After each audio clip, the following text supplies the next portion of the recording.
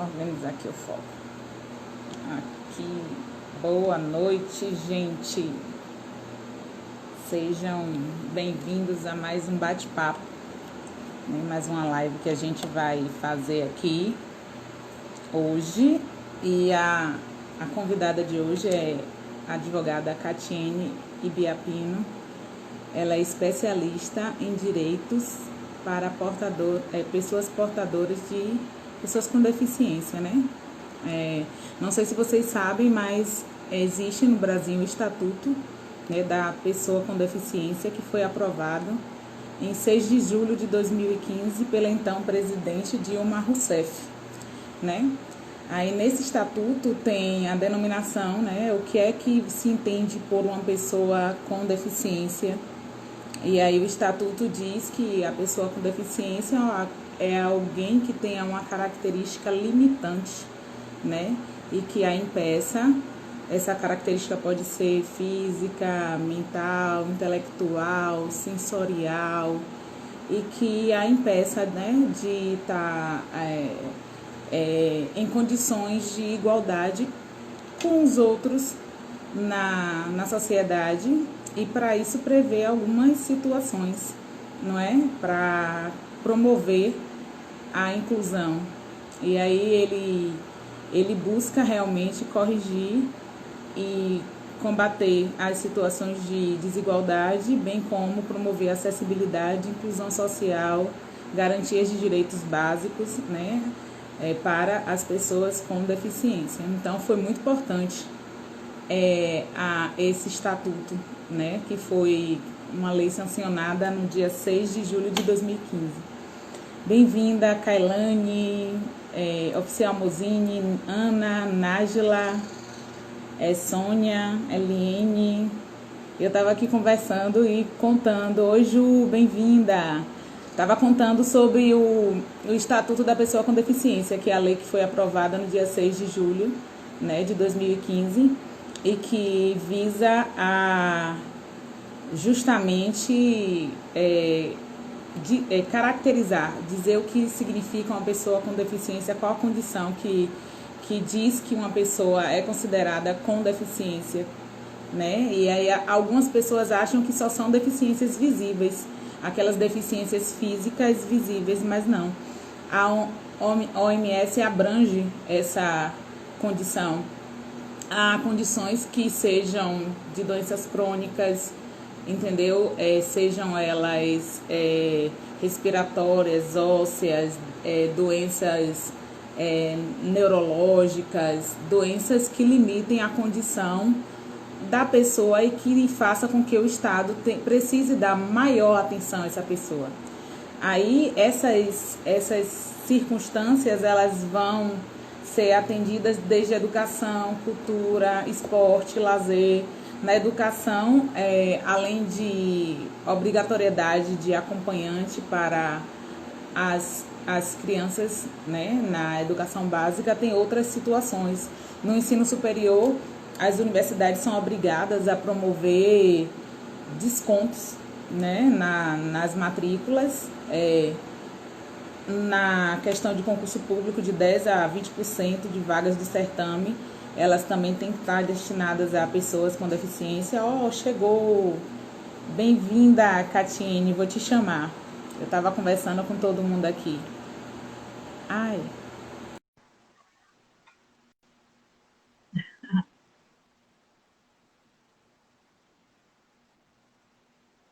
estou aguardando ela aceitar.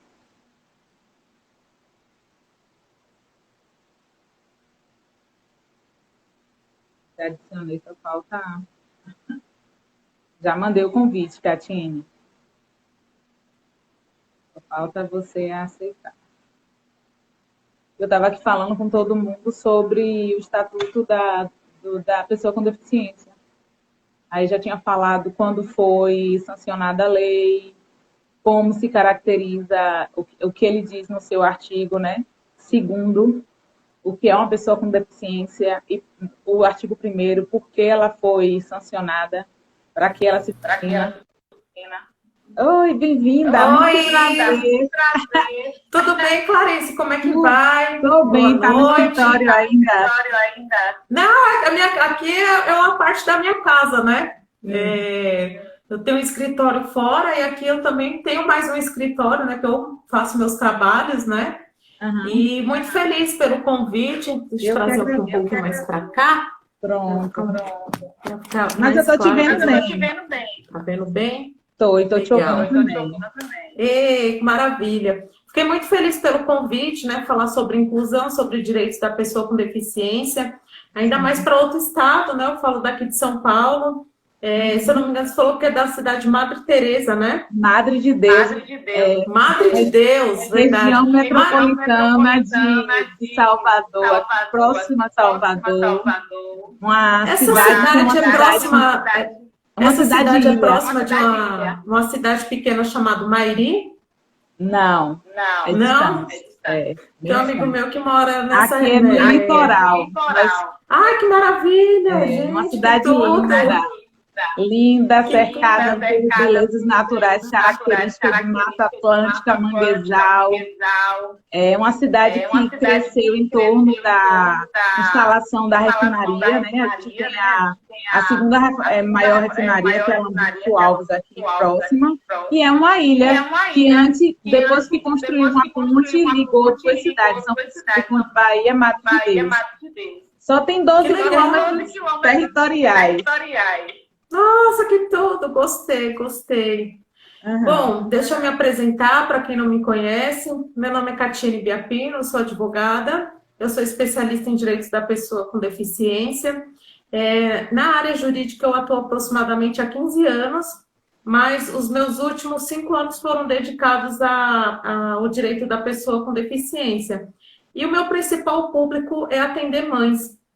E muitas pessoas têm essa curiosidade, por que, né, se dedicar à área da pessoa com deficiência, porque me levou a isso, né? Eu sempre convivi com pessoas com deficiência toda a minha vida, né? Tive vizinhos autistas, até a minha própria mãe pode se considerar, ela já é falecida, era uma pessoa com deficiência física, né? Uma mobilidade reduzida. A minha avó, ela faleceu já com problema de deficiência visual, né, completamente cega, então me fez me preocupar em relação aos direitos da pessoa com deficiência, né, porque na consequência da nossa vida, muitas pessoas acham que as pessoas nascem deficientes, só que a maioria das pessoas não tem a consciência que qualquer um pode se tornar uma pessoa com deficiência, né? E Isso esse é uma contato coisa com as... importante de você falar, porque antes de você entrar, eu estava falando aqui que o pessoal só considera deficiência aquilo que é visível e físico, não outras características limitantes. Isso que você está falando. Exatamente. E esse trabalho ligado às mães começou com uma mãe, né, que fez uma campanha de uma rifa e eu fiquei interessada em ajudar ela. Eu pensei, vou doar uma ação.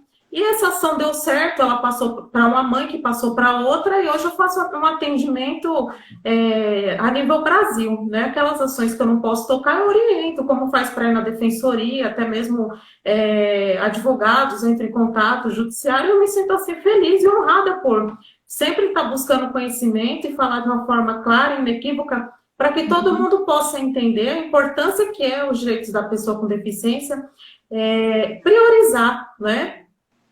É isso, essa seria a minha apresentação. Isso, e agora só para eu esclarecer para o pessoal por que você apareceu aqui no meu Instagram.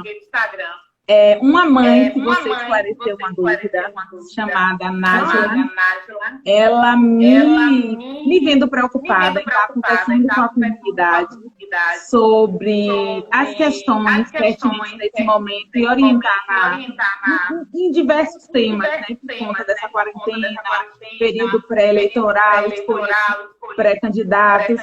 E aí ela fala sempre que tem uma dificuldade de haver quem trabalhe com a agenda do portador de deficiência. E você auxiliou ela. E Rian é meu aluno, aquele que eu te mandei a foto, e é um amor de menino, entendeu? Que tem paralisia cerebral, mas ele tem cognição preservada e a limitação dele só é motora. O pessoal tá falando aqui que meu áudio tá duplicando. Você tá me ouvindo bem, Catine? Voltou, Ah, havia caído. então deve ser alguma coisa da internet. A internet também tá ok, que eu tô nos dados. E aí estão dizendo que é o meu áudio que tá duplicando. Bom, Bora ver se melhora. Aí bom, foi mas, assim. que ótimo. Fico feliz. Fico feliz de expandir o conhecimento. Vamos lá, para começar a nossa live, a qualquer momento pode perguntar, né? Eu acho que essa é uma grande oportunidade para todo mundo sanar dúvidas, né? Havendo dúvidas, pode passar para você ou para mim, né? Para que a gente possa levar informação. Nesse momento de campanhas pré-eleitorais, né? Eu vejo até muitos pré-candidatos bem interessados na área da pessoa com deficiência. Muitos usam certas terminologias incorretas, afastando o público-alvo, né? Então, antes de adentrar em LOAS, inclusão, enfim, vamos fazer vamos fazer um glossário, né? Um dicionário. Primeiramente, a gente tem que entender que existe uma diferença entre mobilidade reduzida e pessoa com deficiência. Quando eu falo pessoa com deficiência, eu estou falando de uma pessoa que tem um impedimento a longo prazo. Essa pessoa não deixará de ser uma pessoa com deficiência. Lembrando que hoje é catalogado, né, a deficiência nas seguintes categorias: física, intelectual, né, mental, né, outros falam sensorial, que seria a visão, audição, né, e a deficiência múltipla, né, que são pessoas com mais de uma deficiência. Outro termo, não se usa mais portador de deficiência, mas sim pessoa com deficiência, né, isso traz a LBI, e a partir de 2006, né, na convenção da ONU, foi estabelecido esse termo pessoa com deficiência. Já a mobilidade reduzida, eu tenho um impedimento a curto prazo. Eu tenho uma mobilidade reduzida que vai sanar uma época da vida, como, por exemplo, engessar um braço, uma perna, a gestante, a lactante, o obeso, o idoso. São impedimentos, são mobilidade reduzida temporário, né? Não é para sempre toda a vida, né, daquela pessoa. Pois bem, sanado essa terminologia, né, vamos adentrar, porque o nosso tempo é limitado, né, no Instagram, e é interessante que todos vejam, né, o nosso bate-papo, já ingressando no assunto que todo mundo gosta, tem essa curiosidade, que é o BPC-LOAS, o que é o BPC-LOAS. Eu já vou começar com esse tema, que é um tema para que todo mundo possa já ver, né, já ter dúvidas, e assim a gente vai esclarecendo, né? E uma coisa só que sinalizaram antes, me mandaram no direct. Clare, peça para ela esclarecer que BPC-LOAS não é aposentadoria. Isso, exatamente. Sim. Muitas pessoas acham que BPC-LOAS é aposentadoria, e existe uma grande diferença. Primeiro, o BPC-LOAS, ele é um benefício da assistência social. A assistência social não é aposentadoria, né? Popularmente, o pessoal fala, é uma pessoa com deficiência, ela tem direito à aposentadoria, mas não é bem assim. Eu vou explicar bem detalhadamente, de forma desmiuçada, a diferenciar um por um. Primeiro, o BPC-LOAS, o benefício da prestação continuada, ele é destinado à pessoa com deficiência. Então, para fins de direito, aquela terminologia que eu utilizei lá no início, tem reflexo aqui, porque uma pessoa com mobilidade reduzida, que quebrou um braço, uma perna, ela não terá direito ao BPC-LOAS. Agora, uma pessoa com deficiência, que é um impedimento a longo prazo, para toda a vida, ela sim terá direito ao BPC-LOAS. Contudo, não basta ser uma pessoa com deficiência.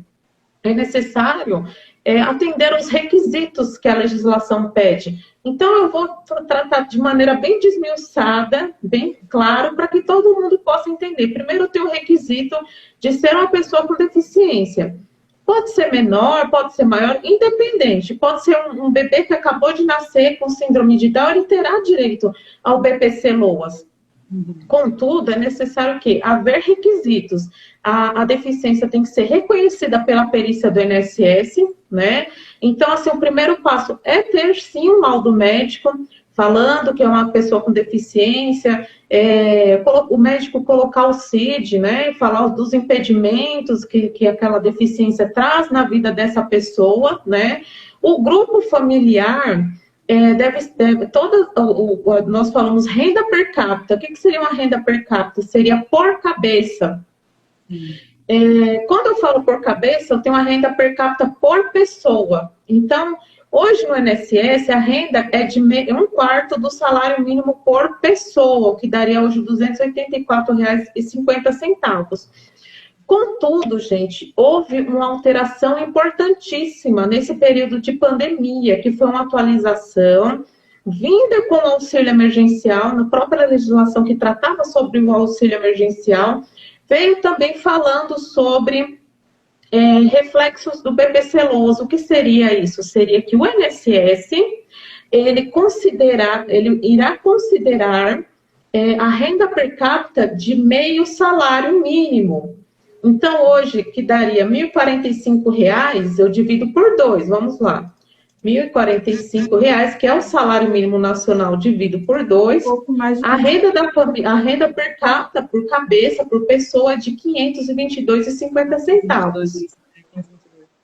Só que o INSS, para considerar essa renda per capita, é necessário que a família demonstre os gastos que tem com essa pessoa com deficiência, como, por exemplo, os insumos. Dos custos. Exatamente, as fraldas, os insumos, os remédios, a escola, a perua escolar, tudo isso. E que muita gente pergunta, Cate, a pensão da criança entra. Toda a renda familiar entra. Então, se a mãe da criança faz unha e por mês ela tira uns R$ 200, ela tem que declarar esse valor, mesmo que seja um valor informal, exatamente, né? E como é que é feito esse cadastro dessa informação da renda, né? É necessário buscar o CRAS, que é um centro de referência da assistência social, né? Em algumas cidades, onde eu moro, São Bernardo do Campo, existem mais de um, né? Porque aqui é um local grande, mas as cidades que existe um ou uma cidade vizinha, né? Então, essa família deverá buscar o CRAS para fazer um cadastro chamado CAD único. CAD único. Esse cadastro chamado... É importante você frisar isso, porque aqui tem um cadastro único que foi feito para estimar os custos da população com tudo: educação, saúde, cultura, lazer. E às vezes as pessoas não valorizam a importância desse cadastro único, principalmente na esfera social de assistência, né? Na LOAS, né? Que é a Lei Orgânica de Assistência Social. O pessoal não entende isso. O CAD único, ele é de suma importância. Por quê? Porque através do CAD único há o acesso à Bolsa Família, a outros benefícios federais e sociais. Até mesmo o próprio município poderá requerer à União, que é o ente federativo responsável pelo CAD único, a conceder esses dados para saber quantas pessoas com deficiência tem na sua população de baixa renda, né, porque ali vai ser declarado, para implantar políticas públicas na cidade. E estimar os custos necessários, por exemplo, não gastar demais com fralda quando eu preciso de mais insulina para os diabéticos. Não gastar demais com uma coisa para aplicar em outra. Entendeu? Exatamente. Lembrando que o CAD único, ele é necessário atualizar a cada 2 anos. Quando eu falo, voltando aqui ao BPC-Loas, não se limita tão somente à pessoa com deficiência, mas sim também ao idoso, seja homem ou mulher, que tenha idade igual ou superior a 65 anos, né? E como trata-se de um benefício da assistência social, infelizmente, não tem direito ao 13º salário, né? Existem, sim, muitos projetos no Senado, propostas de deputados, para que a população tenha direito ao 13º do BPC-Loas. Contudo, hoje não há o 13º do BPC-Loas. Quando eu falo, depois de ter o cadastro do CAD único, o que eu devo fazer? Eu devo buscar o INSS, Hoje, nesse tempo de pandemia, como está funcionando, né? Eu vou através de um aplicativo chamado Meu INSS ou através do 135, só que hoje é necessário sim ser pelo Meu INSS, né, um app. Como deve ser feito? Eu vou agendar em requerimentos BPC-LOAS, benefício da prestação continuada, tem até o símbolo da pessoa com deficiência, que é a cadeira de rodas. Ali eu vou requerer e vou anexar todos os documentos. O que seriam esses documentos? Seriam os documentos da pessoa com deficiência. Se for menor de 18 anos, é necessário que venham os documentos dos pais, o documento do CadÚnico e o documento que comprove a patologia. Infelizmente, hoje, há uma fila extensa de BPC-LOAS, muito extensa, né? De processos que não foram concluídos por falta de perícia, por falta das visitas da assistência social. Há uma estimativa que existe aproximadamente 500 mil de pessoas na fila do BPC-LOAS hoje, aguardando análise, aguardando deferimento ou indeferimento. Então, até um apelo que eu faço às entidades federativas para que dê uma atenção ao BPC-LOAS, né? Porque a pessoa que pede o BPC-LOAS, ela está necessitando daquilo. É um benefício para pessoas de baixa renda, que já é difícil você suprir o básico. Imagine como uma pessoa com deficiência, que muitas vezes usa fralda, usa remédios, né? E na maioria em alguns municípios faltam os insumos básicos, né? Verdade. Pois bem, digamos que, como seria feito agora, eu dei a entrada no BPC-LOAS e como é que é feito esse passo a passo? Ao dar a entrada no BPC-LOAS, vai ser chamado para uma perícia no INSS. Então, o médico do INSS vai avaliar se essa pessoa, né, está apta dentro da categoria, né, do avaliado reconhecido pelo INSS como pessoa com deficiência. Posteriormente, essa família receberá a visita da assistência social na sua residência para avaliar os critérios de hipossuficiência, biopsicossocial, né? Como aquela deficiência influencia no dia a dia daquela pessoa, quais são as barreiras que essa deficiência atinge essa pessoa e seus familiares nessa residência, né? E a partir desses requisitos cumpridos, há o deferimento ou indeferimento do BPC-LOAS. Lembrando que o requerente vai receber desde a data do agendamento. Então, se ele ficou um ano, retroativo, com juros também. Então, lembrando, se ele ficou um ano esperando, ele vai receber durante esse um ano que ele ficou esperando mais, né, os próximos que vem a receber. O que aconteceu nesse período de pandemia, né, e vem acontecendo, o INSS, ele encontra-se de portas fechadas, né, há uma estimativa que abra no dia 3, a partir do dia 3 de agosto, mas ainda não há definição. E mesmo que abra nesse período, ainda não há datas de perícias marcadas, né? Então, o que foi determinado pelo governo? Uma antecipação do BPC-LOAS. E como é que funciona essa antecipação do BPC-LOAS? Vamos lá, eu preciso ter o CadÚnico, né?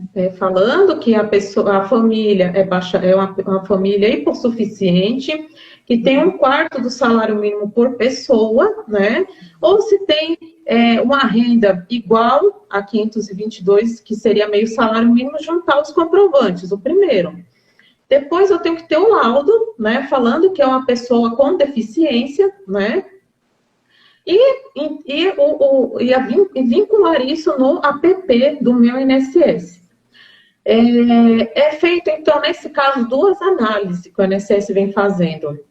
O da assistência social, né? Analisando os critérios do CadÚnico, né? Ver se a família realmente está dentro dos critérios estabelecidos. Sim, cruzando os dados. E os laudos vêm sendo analisados pelo médico do INSS, pelo perito, pelo senhor perito do INSS. E quando é concedido, como é feita essa concessão? Ele antecipa 3 salários, ele faz antecipação de 3 salários e desconta no final. Então, assim, ficou um pouco com dúvida. Então, vamos colocar um número cheio. Esperou 10 meses para ser deferido, né? Então, assim, eles vão antecipar esses 3 salários, né? E depois desconta esses 3 salários no bolo, digamos assim, né? Uma linguagem no bolo que ele for receber daquele retroativo. Entendeu? Entendi. Exatamente, que seria uma forma de folgar um pouco o sistema, né? Dessa pandemia, as dificuldades, só corrigindo, é um salário, a antecipação de um salário. 3 salários, se eu não me engano, seria do auxílio-doença que nós vamos ver. Me permita só 2 colocações que surgiram aqui, ó. Eliane falou que está gostando das informações, pois ela tem uma prima amputada e que vive sendo negado o benefício dela depois da amputação. Tati, ela está no último semestre de serviço social e falou que tudo que você está sendo falado, ela está presenciando nas aulas remotas, que as suas colocações são bem pertinentes. E Ju tinha me sinalizado que ela teve um AVC e ficou com uma leve paralisia facial. Ela se encaixa na condição? Ou depende, não? Sim, depende quais são as limitações que ela terá na vida, né? Se ela ficou com uma limitação facial e isso interfere, isso causa um impedimento para que ela venha executar funções a longo prazo, sim, mas isso quem deve avaliar seria o próprio médico, né? Entendi. Até mesmo há casos de aposentadoria, se ela estiver inapta para o trabalho, se tiver influenciado impedimento, né? Porque talvez possa direcionar tão somente ao rosto, mas pode ter outros impedimentos também. Então, precisa ser bem avaliado pela perícia médica, né? Só o fato dela falar, parte do meu rosto ficou paralisada, eu preciso fazer uma avaliação. Se ela, de repente, trabalhar com a face, né, ser uma modelo facial, isso pode sim causar uma aposentadoria, um auxílio-doença, enfim. Há de se analisar, né? Há de se analisar, é preciso ter uma avaliação médica, primeiramente, né? E prosseguindo, né? Vamos lá, prosseguindo quanto aos BPC-LOAS. Nós vimos as condições, né? Que é o CAD único, a renda per capita, a perícia, que é feita uma avaliação, a perícia médica, né? Vai detectar a incapacidade para atividade laborativa, a vida independente, e a avaliação social, no qual vai avaliar a deficiência, limita na vida e as barreiras, né? Porque eles frisam muito essa parte das barreiras, né? Da sociedade para a pessoa com deficiência. Essa parte que todo mundo fala, né? Kátia, meu BPC-LOAS foi negado, o que eu devo fazer? Primeiro, é necessário avaliar por que foi negado. Foi o quê? É a renda per capita? Hoje tem essa possibilidade do meio salário mínimo, né? Então, pode ser o caso de apresentar os comprovantes, né? Se o caso for isso, e receber. Digamos que faltou documentação, então faz um recurso de próprio punho, que o segurado pode fazer, né, diretamente na agência, hoje seria pelo app Meu INSS, tem uma parte de recursos, e ele pode pedir para que seja reavaliado e juntar os documentos, né? Não é necessário haver qualquer tipo de contribuição para o BPC-LOAS, é bom frisar isso, porque muita gente confunde aposentadoria com a parte da assistência social. Quando eu falo de assistência social, por exemplo, o Bolsa Família, ele é um benefício assistencial. Sim. O BPC-LOAS também. Então, não há necessidade da contribuição previdenciária para o BPC-LOAS. Uma outra dúvida, ainda sobre pandemia, o que acontece? Tem pessoas que entraram com ação, né, do BPC-LOAS, e gostariam que o valor fosse antecipado. O que elas devem fazer? Deverá entrar em contato com o advogado, né, que vem cuidando desse processo, pedir para que o advogado venha peticionar, né, para que o juiz venha antecipar esse valor, informando que a família não tem qualquer condição de aguardar o fim do processo, né? E há processos que praticamente já foram concluídos, já houve a perícia positiva, já houve avaliação social, então sim é necessário buscar esse advogado que vem cuidando do processo para que peça antecipação do BPC Loas.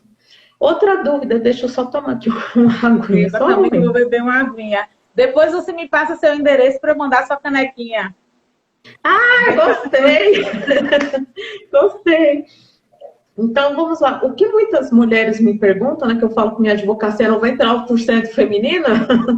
É verdade. Kati, meu filho ou filha recebe o BPC Loas, eu posso contribuir com o INSS, eu vou perder isso, como é que funciona? Olha, pode sim contribuir com o INSS, tanto que existe uma contribuição direcionada só para a dona de casa, né? Porque muitas dessas mulheres deixam de trabalhar para cuidar exclusivamente do filho, né? Que necessita de uma assistência, e muitas vezes essa assistência não vem por parte do ente público, né? Dos entes federativos, município, estado, é necessário que muitas vezes há um acompanhamento 24 horas, dependendo da deficiência, se for muito severa, né? Verdade. E elas ficam com receio de contribuir com o INSS, de pagar. Então, vamos lá. Existe sim uma contribuição direcionada para a dona de casa. Quais são os requisitos? Ter o CAD único, não pode ter renda nenhuma, né? O grupo familiar tem que ter até 2 salários mínimos no máximo, já contando com o BPC Loas. O código é o 1929, né? Então, aqui você pode fazer tanto pela internet essa guia, pelo próprio INSS, ou pelo carnê, né? Que o pessoal compra em papelaria. E você contribui com 5% do salário mínimo, que daria R$ 51,95. Isso que você está falando é um valor acessível. Porque tem algumas mães que mantêm alguns trabalhos informais para complementar a renda. E as pessoas as julgam. E tem umas que pagam mesmo o seu próprio INSS para assegurar a sua aposentadoria. E julgam que é quase uma mercenária porque trabalha e o filho recebe o BPC Loas. Sem saber que... Imagina, assim, nesse caso, ela pode trabalhar, né? A mãe ela pode ter a renda informal, né? Contudo, ao critério da renda per capita, né? Que não pode ultrapassar os 2 salários mínimos. E acaba sendo uma complementação de renda. Porque o BPC Loas não é para manter a família, é para manter a pessoa com deficiência. Sim, e veja a importância ali é só complementar. Sim, e veja a importância que é a contribuição, porque se a dona de casa tem 12 contribuições consecutivas, o que caracteriza ela até a qualidade de segurado, né? Se caso ela sofrer um acidente, ela receberá o auxílio doença ou uma aposentadoria, ou até em casos mais graves, se essa dona de casa, ninguém está livre, a única certeza da vida é a morte, ela vier a falecer, os dependentes dela terão a pensão por morte. Então, isso é muito importante, eu sempre friso para as mães, contribua com o INSS, deixa uma segurança para o seu filho, para a sua filha, né? Isso. Lembrando ainda nessa parte do BPC Loas, como eu falei de pensão por morte, não se acumula com a pensão por morte. Então, digamos que a pessoa com deficiência, um dos seus genitores veio a falecer e essa pessoa com deficiência recebe o BPC Loas. Esse BPC Loas será suspenso e essa pessoa receberá, né, o herdeiro receberá dos seus genitores a pensão por morte por toda a vida. Tem que optar. Exatamente, optar. É muito mais vantajoso a pensão por morte, porque eu tenho o 13º salário do que o BPC Loas. O INSS, por sua vez, não pode pagar menos de um salário mínimo de pensão por morte, né? Existe hoje um cálculo de 10% que vai subindo por dependente, mas não pode ser inferior a um salário mínimo. Então, assim, o salário, a pensão... Kati, Sheila falou uma coisa aqui que eu não entendi. Sheila falou assim, ó, não acataram a aposentadoria do meu irmão, porque ele ficou 1 ano sem contribuir previdenciariamente. E ele tem que pagar, agora estão exigindo que ele pague 1 ano para depois dar entrada novamente. Só que Sim. ele não tem comprovadamente 35% do coração funcionando. Nesse caso, ele pode até requerer o BPC-Loas, porque ele é considerado uma pessoa com deficiência. Então, ela está perguntando aqui, ele pode ser enquadrado como na lei de assistência social? Ele pode entrar? Pode sim. Por quê? Quando a gente fala de pessoa com deficiência, nem sempre a deficiência é visível. Né? Mas visível pode ser cardiovascular, órtose e orteose. Sim. Aí, orteose. Ô palavrinha.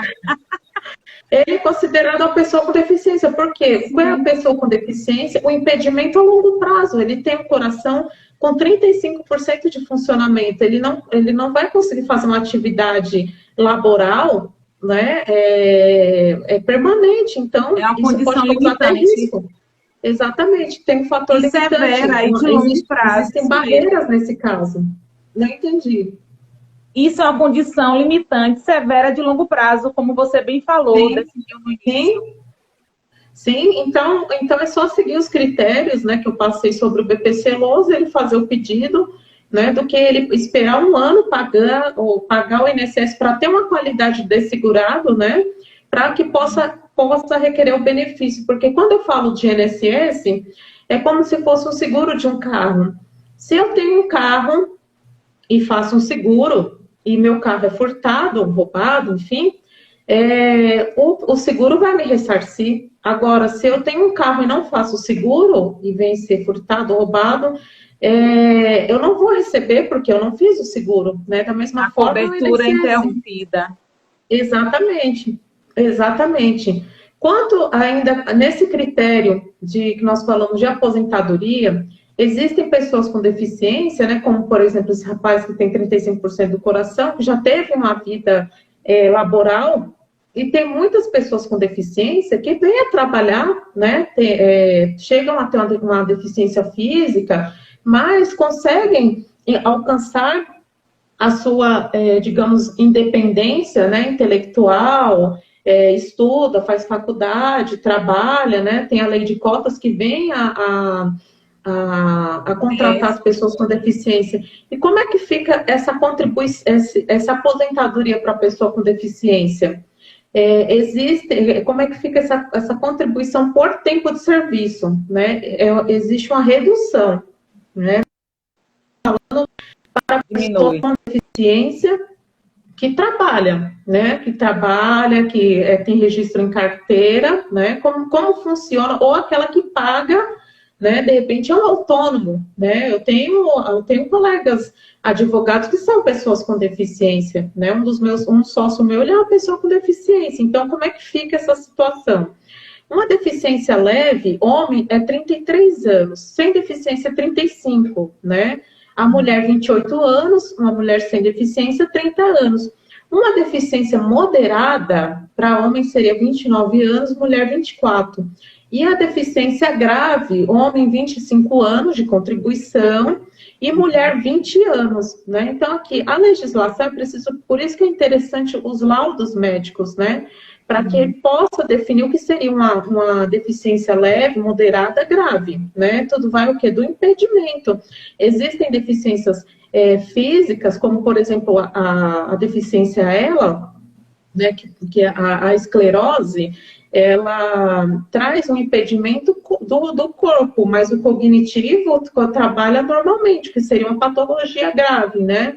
Uma ataxia, enfim. Tudo é necessário fazer uma avaliação médica para chegar ao nível se é realmente uma deficiência leve, grave, moderada ou severa, né? Então, esses critérios... E os relatórios têm que ser bem detalhados, né? Para poder garantir, assegurar que ele vai ser aprovado o seu benefício.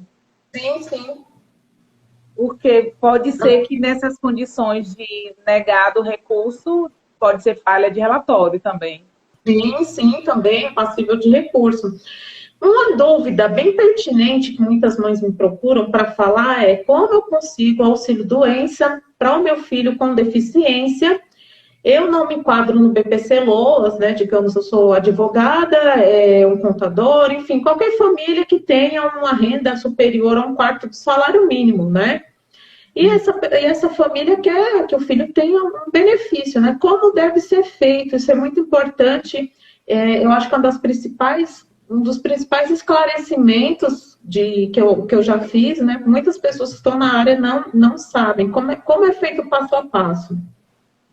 Nesse caso, é possível pedir um auxílio-doença para a pessoa com deficiência a partir dos 16 anos de idade. Então, quando essa criança com deficiência completar 16 anos de idade, os pais vão fazer a contribuição para o INSS, né? 12 contribuições eu tenho a qualidade de segurado, né? O código seria o convencional, que é o 1473, o percentual de 11% do salário mínimo. Então, se eu tenho 1.045, que é o salário mínimo, menos 11%, daria uma contribuição por mês de R$ 114,95, né? Lembrando que é todo dia 15 que paga o INSS, não pode falhar. Da forma que faz o recolhimento por guia ou pelo aquele carnezinho que nós compramos em papelarias. Então, eu tenho, lembrando, um filho com 16 anos de idade, 12 contribuições, o que eu faço? Um laudo falando que ele é uma pessoa com deficiência, ele está inapto para o trabalho em razão dessa deficiência, e faço o requerimento do auxílio-doença no INSS. Como eu faço esse requerimento? Meu INSS, né? Requerimentos, auxílio-doença, anexo os documentos e mando para análise, né? Vai ser chamado para perícia, né? Geralmente, o auxílio funciona da seguinte forma: ele geralmente afasta um mês, 2, e assim vai se renovando até se tornar uma aposentadoria por invalidez, né? Lembrando que quando o médico faz a prescrição, ele tem que colocar, né, o período que de impedimento, o prazo, né, e encaminhar para o INSS para análise, né? Então, essa é uma das principais dúvidas que eu recebo, e é interessante divulgar essa informação, né, de como funciona a pensão por morte para a pessoa com deficiência, o auxílio-doença para a pessoa com deficiência, exatamente qual é o caminho que essa pessoa, qual é o caminho que essa família pode conseguir um benefício, além do BPC Loas, para o filho com mais de 16 anos, né? E porque chegar na idade... Exatamente. E por que 16 anos? Porque a gente... No mercado de trabalho. Exatamente. Porque aos 16 anos é gerado o número do PIS, né? Para poder fazer esse recolhimento, né? Da mesma forma, né? Como eu falei da condição de qualidade de segurado, lembrando que não é apenas o fato, né, entrar aqui um pouco sobre pensão por morte, que também é uma dúvida que tem bastante, bem corriqueira, como é que funciona a pensão por morte para a pessoa com deficiência. Só o fato do pai ou a mãe deixar um filho com deficiência já é o suficiente para o governo, para o INSS pagar um benefício? Não. Aquele que faleceu, né, tem que ter a qualidade de segurado, né? E o que acontece? A pessoa com deficiência, dependendo da deficiência, né, se for uma deficiência intelectual, ela receberá por toda a vida, ou seja, a pessoa que tem uma deficiência que não traga independência para toda a vida. Então, ela receberá por toda a existência dela. Contudo, o que acontece? O INSS, de praxe, né, para todos os casos, ele acaba suspendendo ou terminando, cortando a pensão com 21 anos. Então, é necessário fazer o quê? Habilitar essa pessoa com deficiência no cadastro de dependentes do genitor ou da genitora, né? E até se for o caso, passar essa pessoa por uma perícia. Mas a pessoa com deficiência severa, que não tenha a sua total independência para os atos da vida, ele receberá sim, o benefício do INSS vindo dos seus pais por toda a vida, né? Porque vale destacar, quando eu falo pessoa com deficiência, não é somente a pessoa aquela pessoa que tem uma deficiência severa intelectual, né? Mas existem pessoas, por exemplo, um surdo que consegue, né, consegue exercer a sua atividade laboral pela sua vida, né? Ou uma pessoa com deficiência visual consegue exercer a atividade laboral, né? Esse benefício da pensão por morte é destinado para o deficiente que não tenha, frisando, né? Lembrando que não tenha a total independência para os atos da vida, né? Aí eu queria saber qual é as suas dúvidas sobre essa parte previdenciária. Não, era de todas você falou aí, que foi no caso que as mães, a preocupação das mães é elas não contribuírem para o INSS e, de certa forma, não terem uma garantia futura, porque, no caso, elas são responsáveis pelos meninos e recebem o BPC-LOAS, né? Então, você já falou que pode contribuir e que não pode ultrapassar 2 salários mínimos. As questões de dar entrada em período de pandemia, você também já contemplou. Falou que é pelo aplicativo, a antecipação dos meses e depois desconta no retroativo.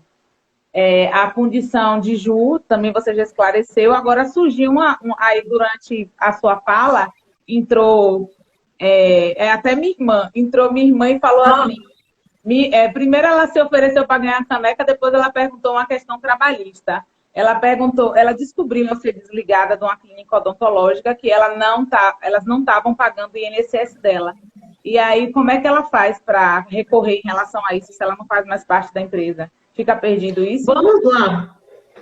O importante, se ela trabalhou nessa clínica, é interessante que ela tenha sido registrada em carteira, né? Ou seja, se ela não foi registrada em carteira e não passou 2 anos da data da saída, ela pode ingressar com ação judicial pedindo o reconhecimento do vínculo, né?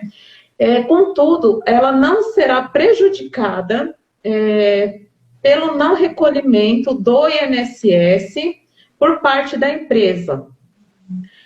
Quando ela for se aposentar, né, possivelmente não irá constar esse período no INSS de recolhimento, mas ela vai fazer prova com a carteira de trabalho que ela trabalhou nesta empresa, né? E a trabalhadora, podemos falar assim, a trabalhadora não será responsabilizada pela inadimplência do empregador. Nesse caso, o empregador, ele irá responder uma ação de execução fiscal perante o INSS por não pagar o INSS, a contribuição previdenciária de seus colaboradores, de seus funcionários, né? Agora, se ela foi tão somente uma prestadora de serviço, né? Não, que seria ela trabalhou... Foi o primeiro emprego dela, ela entrou lá com 18 anos, quando terminou, depois fez faculdade e ficou lá 18 anos trabalhando. 18 anos trabalhando? Na mesma clínica. Doidinha. Nossa. Ela, ficou no mesmo lugar. Mas fique tranquila que esse fato da empresa não ter recolhido o INSS não afetará a aposentadoria dela, porque ela precisa ter o quê? O registro em carteira e comprovantes, né? Guarde os comprovantes que ela exercia, que ela trabalhava nessa empresa, né? O empregado não pode ser responsabilizado pelas infrações do seu patrão, pelas infrações do seu empregador. Ela corrigiu aí. Parabéns! Eu não conseguiria trabalhar 20 anos na empresa. E ela entrou como assistente bucal e se formou em enfermagem, imagine, e ficou lá ainda como assistente bucal. Gostava da patroa. Quem aguenta? Nossa, Todo Parabéns, mundo viu? elogiou bastante a live, viu, aqui, dizendo que muitas informações importantes, Ah, é, legal. esclarecedoras, e eu fiquei aqui encantada também com a sua habilidade de transferir esse conhecimento inteiro. E Ah, ainda vamos tem um lá, ainda tempinho acabou aqui. não. Vamos entrar para a parte E ainda educacional, tem um ainda tempinho falamos aqui, muito. a gente ainda tem Ainda tem quase um 8 minutos, tempinho. se alguém Vamos lá, quiser. se não der tempo hoje, a gente faz uma só sobre direito educacional. Você prefere?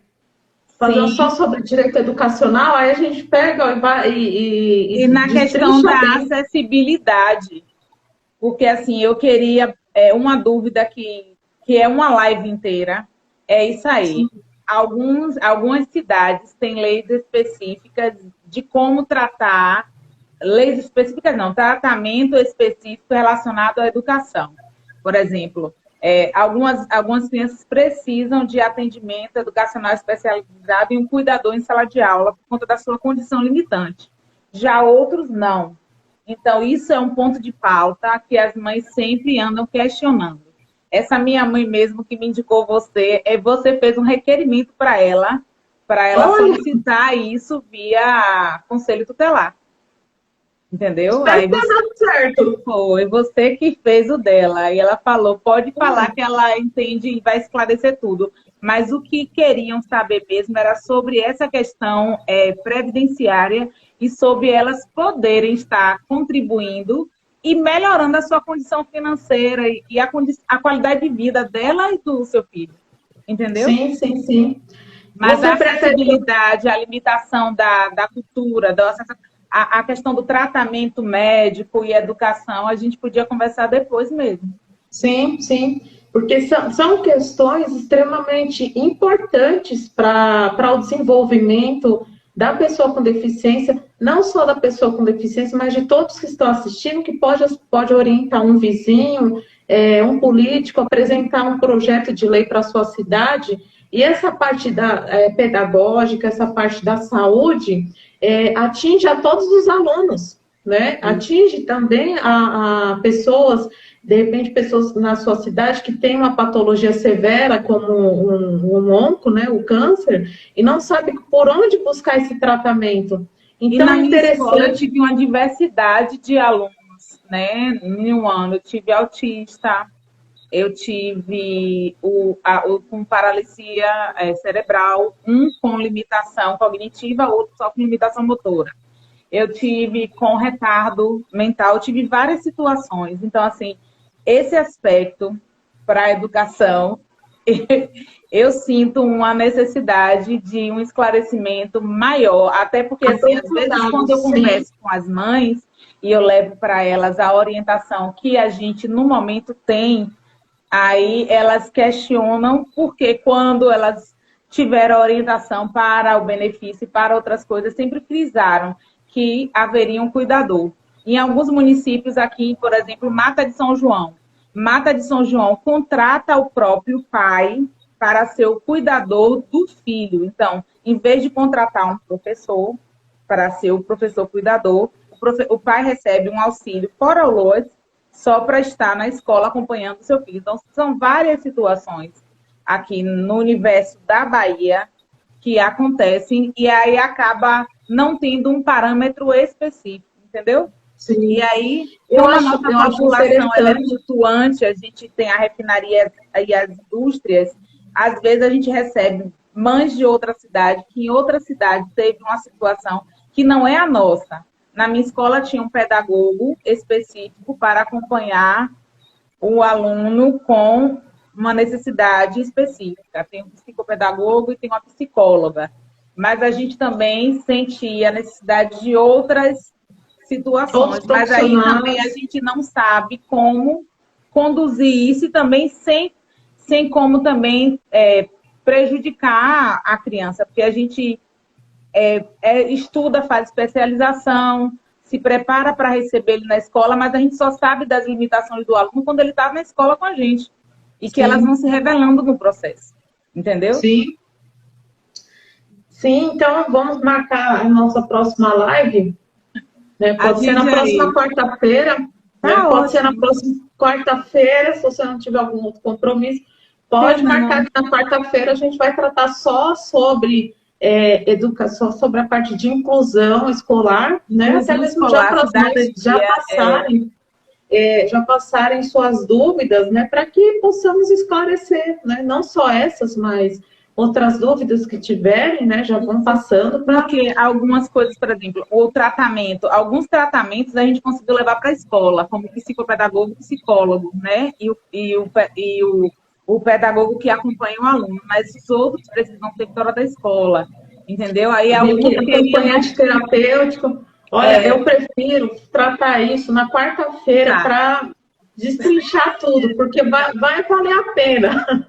Eu vou anotar tudo que elas vão me mandar muita mensagem, entendeu? E eu vou anotar tudinho para quando chegar na live já chegar com tudo afiadinho. Sim, ótimo, ótimo. Eu fiquei feliz que consegui passar um pouquinho consegui esclarecer um pouco as dúvidas de vocês, né? Podem contar comigo, né, para fazer mais lives, para tirar dúvidas, porque quanto mais informação todos tiverem sobre seus direitos, a nossa sociedade vai crescer, mas é necessário que, para crescer, não é só como eu falo, a briga, né? Chegar e impulsionar. É necessário nós impulsionarmos a luta da pessoa com deficiência, lutar por inclusão, mas com qualidade na informação, com base no direito. Né? Nós temos diversas legislações no país, a nível municipal, estadual e federal, que devem ser cumpridas, e muitas vezes as pessoas não sabem dessa legislação e não sabem como se faz o cumprimento dessa legislação. Então, meu dever como advogada e como atuante na causa da pessoa com deficiência é orientar essas pessoas. Lutar por um mundo mais justo é isso, é ter uma informação, não guardar só para si, né? Tá todo mundo elogiando aqui. Como você fez uma live esclarecedora. Porque aqui, ó, aqui tá metade da minha escola, minhas colegas professoras, minha vice-diretora tá aí, a mãe babadeira que me indicou você. E entrou minha amiga também, que é advogada, tá aí também, parabenizou. A minha outra amiga, que é assistente social. Olha que bacana. Ficou encantado com a live. Que bom, fiquei feliz. Isso aí. A próxima vai ser boa também, eu garanto. É verdade. E Nájila estava frisando aqui, uma coisa que ela sempre frisa, né? A inclusão, ela causa a transformação da criança que está inserida na sociedade, ela se sente incluída, ela se sente apta e capaz. E também transforma a forma como a sociedade vê essa criança quando ele está inserido e ele consegue se desenvolver. Não é fazer uma assistência que limite, não. É inclusive para ele se desenvolver dentro da condição que ele tem. Sim, ela sempre frisa isso. Exatamente. É de suma importância. Quando você tem a inclusão da pessoa com deficiência, seja ela criança, adulto, é uma transformação para toda a sociedade, começando pela família. Aquela criança, né, na escola, ela sendo incluída, ela vai ter vontade de estudar, vai ter vontade de se formar, de ter uma vida independente, de produzir para o país, né? Então, é necessário para que haja isso, não é só o assistencialismo, mas o direito, o cumprimento da legislação, né? Por tantos anos, existem sim pessoas com deficiência, né? Por toda a existência desse planeta, e por tantos anos há a luta, né? Contudo, hoje eu vejo que há uma mobilização maior, porque as pessoas estão mais cientes dos seus direitos e mais cientes de como cobrar esses direitos das suas autoridades, né? A inclusão realmente ela é transformadora. Eu acho bonito, sabe o que, Kátia? As mães militam pelos seus filhos. Sim. A sociedade não promove essa militância, não há um tratamento e elas vão em busca dos direitos dos filhos. É isso que eu acho bonito. Eu sempre observo como elas agora brigam mesmo para assegurar essas situações. Entendeu? E Rian mesmo é o aluno mais ativo da sala, mais esperto. Olha que bacana. E todos têm a maior atenção com ele, e ele é muito apto mesmo. O problema dele é coordenação motora na escrita. né? Por conta da questão do parto mesmo, da paralisia, mas é impressionante. Ó, já deu o aviso que a gente vai cair. Mas a gente volta quarta. Quarta-feira, gente, Foi 7 um horas. prazer te Nós vamos falar conhecer. sobre Muito sobre obrigada. direito educacional voltado à parte da inclusão. Inclusão Bem é detalhado, vale a pena.